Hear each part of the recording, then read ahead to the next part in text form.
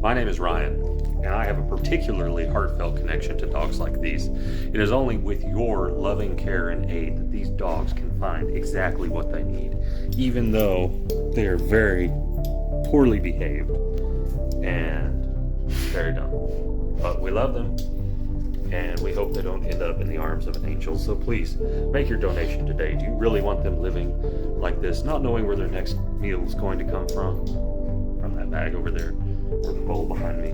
Not knowing where their next toy is going to come from. Can you resist that face? And not knowing what table they're going to lie underneath while they chew a dinosaur to death? Please, make your donation today. Future generations of pets will thank you for it, as will your children.